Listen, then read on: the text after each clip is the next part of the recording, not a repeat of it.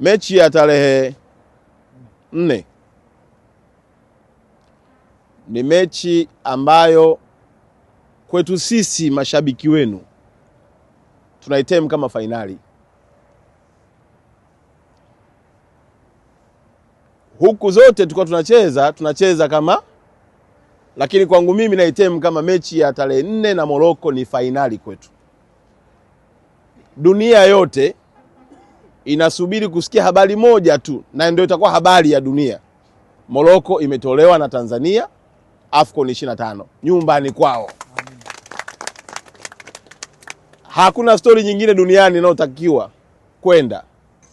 Hakuna habari nyingine ambayo wananchi wa Tanzania wangepaswa kuisikia, wala wachambuzi wa mipira kwenye viwanja vyote vya dunia hii, zaidi ya kwamba Tanzania imemtoa Morocco kwenye mashindano ya AFCON, tena nyumbani kwao. Haitajalisha nani amechukua kombe baada hapo. Yaani achukue kombe mtu yeyote, lakini story ni kwamba Tanzania ime knock out Morocco home ground. Uwezo huo mnao, sababu hizo mnazo, na nia ya kuandika hiyo historia mnayo, kwa sababu si mara ya kwanza mnaandika historia. Juzi mmeandika historia ya kuingia kwenye 16 bora. Mna uwezo wa kuandika historia ya kumknock out Morocco siku ya tarehe 4, na Watanzania wako nyuma na nyinyi wakiwaombea usiku na mchana. Na niombe kupitia fursa hii, niwaombe wa Tanzania, mashabiki wa Morocco watajaa uwanjani.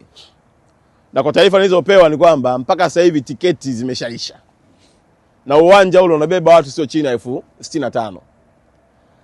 Tafsiri yake ya kwamba tutakuwa uwanjani tumejawa na kelele na kila aina ya shangwe za watu wa Morocco.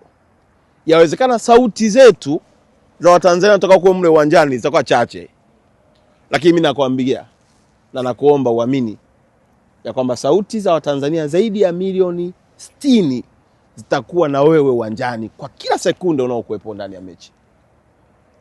Ziba masikio, ubakize kusikia kipenga na maelekezo kumwangalia kocha anachosema, lakini sauti yako au masikio yako yafungue usikie kelele za Watanzania ambao watakuwa kwenye vibanda, watakuwa kwenye mahoteli, watakuwa kwenye nyumba zao, watakuwa kwenye ofisi wakikuangalia wewe ukiliwakilisha na kulipigania taifa la Tanzania.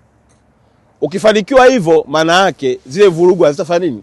Sio mpaka kuna zile tochi zao zile za kupiga kwenye macho, unahangaika hivi, ukapigiwa kelele hiki, ukafikiri labda kuna faulo hapo, kuna watu wengine mpaka unasita kuchukua mpira. Lakini mimi nakuomba ndugu yangu, mchezaji wetu, shujaa wetu, mpambanaji wetu, mwenye nembo ya Tanzania, ziba masikio kwenye ule uwanja, fungua masikio kusikiza Watanzania ambao watakuwa pamoja na wewe. Tukifanikiwa tutakuwa tumepiga hatua kubwa sana. Sambamba na hilo, naomba Watanzania wote, kwa kuwa si kila mmoja ana uwezo wa kugaramika kutoka Tanzania kuja hapa Morocco kuja kukunga mkono, basi naomba uwaunge mkono Taifa Star kwa kuvaa tu t-shirt